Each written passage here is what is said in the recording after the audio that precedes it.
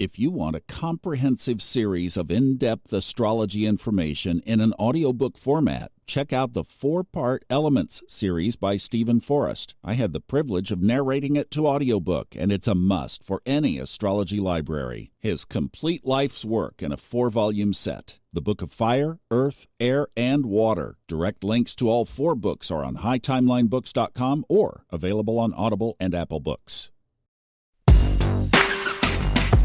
Hello, Fun Astrology Podcast listeners. Kristin Lawhead here. Today, Venus makes its way into Pisces, where she'll stay until February 4th.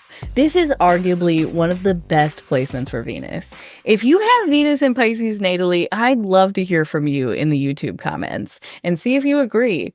Venus represents love, beauty, harmony, desire, and lust.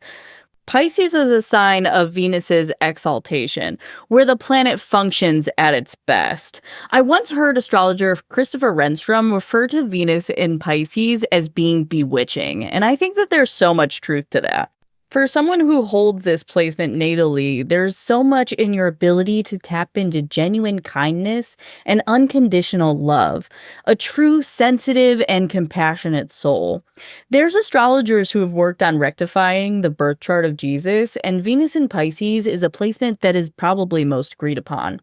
There's an author, Dr. Jennifer Freed, who wrote a book called Use Your Planets Wisely. It's a great read if you haven't. The book shows how energies of the planets can show up in both a challenging or a positive nature, on both sides of the coin, as Thomas would say. Dr. Freed refers to the highest form of energy as being evolved energy. For this, Dr. Freed writes, "Through your eyes, others are able to see that the world can live as one.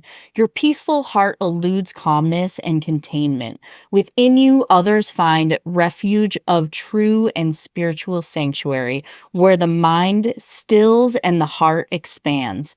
People gather around you to let go of defenses and to melt into the power of mercy." So beautifully said. Venus in Pisces can give us all the vision of our values and the ability to map the highs and lows. I highly suggest looking at the house that rules Pisces in your chart, because this is the perfect time to bring love and attention to that area.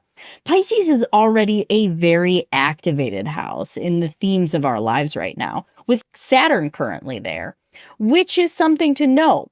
This probably won't be the most grandiose transit through Pisces for Venus, especially sharing space with Saturn, as well as both being ruled by Jupiter and Gemini. Not the happiest place for Jupiter. But Venus can help bring dignity to the otherwise more currently dampened energy of Saturn and Jupiter. Now they both have a powerful friend that they can turn to in their troubles. With this aid from Venus, there are many great days ahead to work with, especially when it comes to following intuition. For that is another key word when it comes to the energy of Pisces. So listen to your gut this next month, and it shall not steer you wrong. I wish you all so much good fortune in this lovely placement of Venus these next few weeks. I hope she brings you all many blessings in this exalted placement of hers.